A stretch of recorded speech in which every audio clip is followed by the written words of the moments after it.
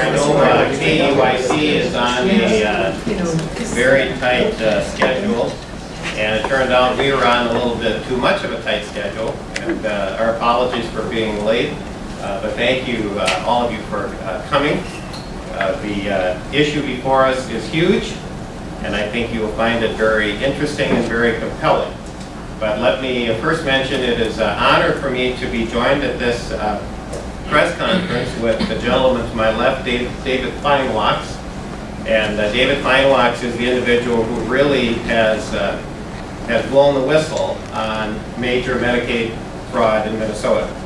And he has been driving this issue, and he has my utmost admiration. I am here largely to support what David Feinwachs has been doing, and especially to support his recommendation that we need an immediate, independent, third-party financial audit to get to the bottom of what's happening in Minnesota. Let me, before going to the prepared statement, also clarify that when we put out the email and press release about Medicaid fraud, I'm sure many people thought about somebody falsifying information to make that person eligible for Medicaid and an individual who perhaps should not be eligible. That's peanuts. What we're talking about today is Medicaid fraud that, according to the staff report of the Committee of the U.S. Congress, the Committee on Oversight and Government Reform, is taking place on the part of the state of Minnesota and on the part of 4 HMOs that are administering Medicaid in Minnesota. So we're not talking about the people at the bottom, we're talking about people at the top. And the question, one of the questions I'm going to raise is this, that the government exists to protect people from fraud, but when the government itself is involved in the fraud, then what recourse do we have? And clearly our recourse is for the citizens to ask, maybe stronger, something stronger than ask, that corrective measures be taken. So anyway, in terms of procedure, we have a joint statement that I'm going to read, and then I'm going to introduce to you again David Feinwachs and let him comment. And David is really the authority on the detail of how this all works. And then feel free to ask us any questions, and the detailed questions I will refer to David because he is the authority.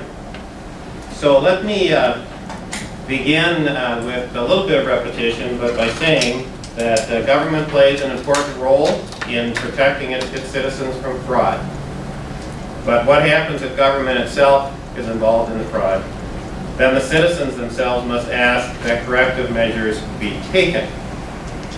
On April 25th, 2012, two subcommittees under the U.S. Committee on Oversight and Government Reform held a joint hearing on waste, fraud, and abuse in the Medicaid program. The joint hearing focused on the broader issue of Medicaid fraud nationwide, but singled out 3 states, Minnesota, New York, and Texas, for the most scrutiny.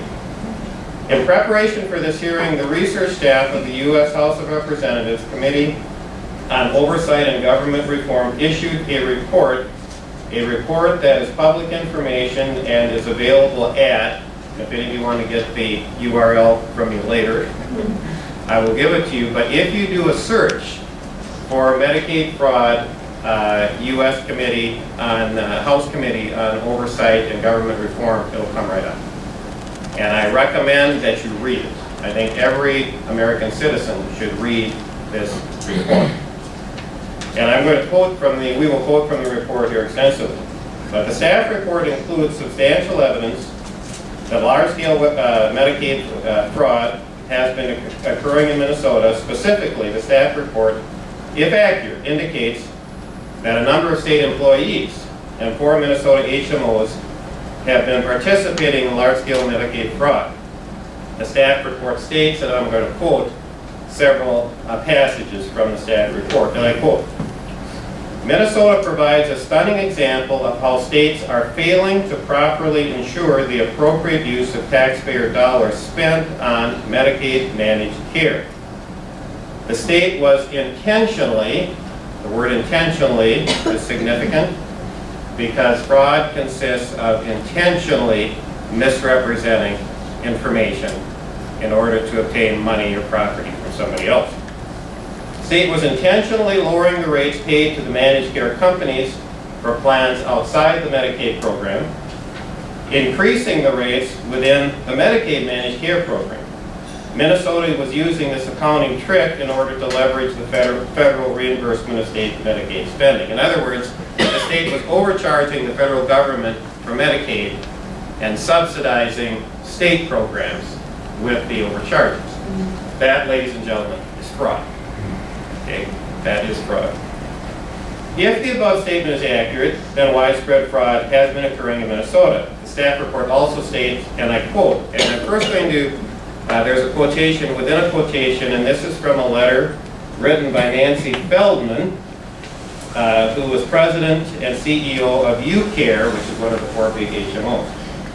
So this is quoting Nancy Feldman, and I quote, historically, Department of Human Services rates set for general assistance medical care, this is the Minnesota program, resulted in health plan losses which were offset by higher medical assistance, meaning Medicaid payments.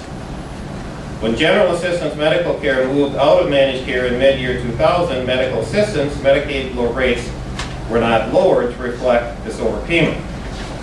In other words, this was a windfall for the 4 HMOs. They were collecting far more than they had to pay out. Essentially, according to federal guidelines, the state can charge the federal government for Medicaid in order to cover the cost of actually delivering the service, plus a reasonable profit, plus managerial oversight.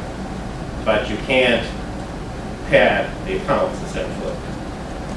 One more quotation from the staff report, and I quote, several months ago, U.S. Senator Charles Grassley began an investigation of the managed care companies in Minnesota.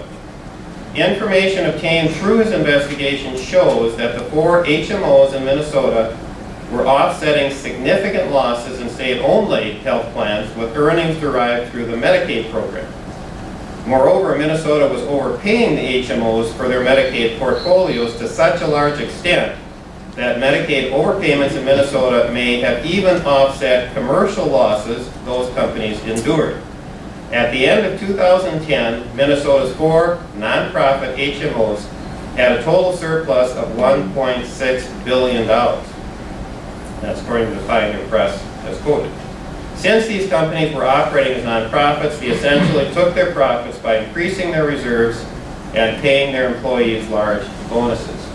So how much how much in overcharges have there been? David can answer this in greater detail than I, but we're probably talking about something like $1 billion a year, just in Minnesota. That doesn't cover the other states, so we're talking a lot of money. It should be recognized that if the federal government has been overcharged for Medicaid expenses, whoops, I missed a quotation. Let me go back to the one more quotation from the staff report. No one knows how much Medicaid's budget consists of waste, fraud, and abuse, but it may exceed nationwide $100 billion a year. Now, let's just get a sense of how much money this is. $100 billion a year, 1 year. Let's suppose that you could take something like 3 times this for the 9 or 10 years this probably has been going on, which is probably a very conservative estimate. You're talking $300 billion. What we're talking about then is probably more than $1,000 for every man, woman, and child in our country. This is money that we are being cheated out of through Medicaid fraud. And one way or another, as Milton Friedman said, there is no free lunch. One way or another, we will pay this bill. So this is huge. The amount of money involved is gigantic, and obviously the incentive for fraud then is also huge. Okay. So it should be recognized that if the federal government has been overcharged for Medicaid expenses, this has occurred at a time when those providing the Medicaid services, our hospitals, clinics, doctors, nurses, and other staff, have been dealing with Medicaid reimbursement rates that are far below the cost of providing the services.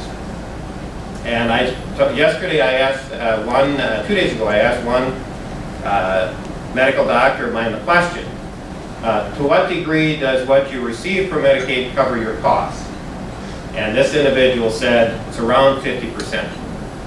And so the people doing the heavy lifting, providing the service, don't get paid and nearly not even cover their costs. The taxpayers over here are being gypped out of something like $100 billion a year.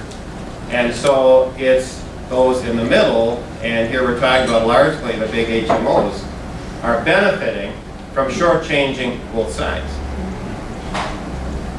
And I'm going to steal here one of David's analogies. He's so good at analogies. He says it's like Robin Hood stealing from the rich and giving to the poor. The problem is Robin Hood is keeping the money. Anyway, thank you for that analogy.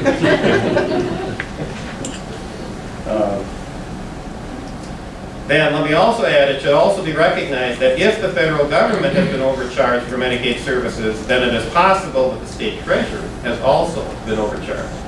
And the reason I say this is some will say, well, at least the state is benefiting. We aren't sure about that. And we won't know unless an audit is done so we can find out. Congresswoman Michelle Bachmann is currently working on federal legislation intended to provide far greater federal oversight into the administration of federal Medicaid dollars in the future. Reagan's principle, trust but verify. Obviously, we have to verify. But because of the seriousness of the above information and statements contained in the U.S. House Staff Report, it is essential that an independent third-party financial audit of Minnesota's Medicaid services be done as soon as possible. Regarding this needed audit, on April 30th, 2012, Governor Mark Dayton signed into law House File 2294, a bill that calls for an audit of Medicaid services in Minnesota. The bill, however, delays such an audit until 2015 and stipulates that the audit will cover only transactions or policies in effect after January 1st, 2014. An audit beginning 2.5 years from now, covering nothing prior to 2014, that at best will occur after 2 more elections, fails to meet the concerns raised about Medicaid waste, fraud, and abuse in Minnesota. The audit is like a homeowner calling 911 to report an ongoing burglary and being told, yes, the police are coming 3 years in the future. And if Medicaid fraud involving the state has not been occurring in Minnesota, as some claim, then why is the state unwilling to conduct a timely, independent, third-party audit? So we now ask, and I really here join David Feinwachs in asking that a timely, third-party, independent financial audit be conducted so that transparency and accountability can be restored to Minnesota state government. The audit is also required so that corrective measures, if needed, can be put in place, and so that any money belonging to the state and federal treasuries and ultimately to the taxpayers will be returned. And one reason this audit needs to take place is to make it abundantly clear that in Minnesota, no one is above the law. So with those comments, I would now like to turn this over to David Feinwachs, who is extraordinarily knowledgeable on this. And David, the floor is yours. Hi, I'm Dave Feinwachs. I was for 30 years the General Counsel of the Minnesota Hospital Association. I don't have that job anymore because I'm a disagreeable sort of person. I would not agree to keep my mouth shut, nor would I agree to take money for keeping my mouth shut. So, in part, that's why I'm here, because I paid for the privilege of speaking. You actually offered money to keep your mouth shut? Twice, yes. When I left the Hospital Association, I should probably note I was terminated for gross insubordination. And I'm sure for those of you who are in business understand the concept of gross insubordination. But despite this, I was offered 2 severance packages, the second 5 times greater than the first. I declined both of them simply because I didn't want to sign the agreement saying that I would not talk about this anymore. So that is in part part of the reason that I'm here today. So you're a patriot, what you are. Well, it depends on your view. Some people would say that I'm a fool.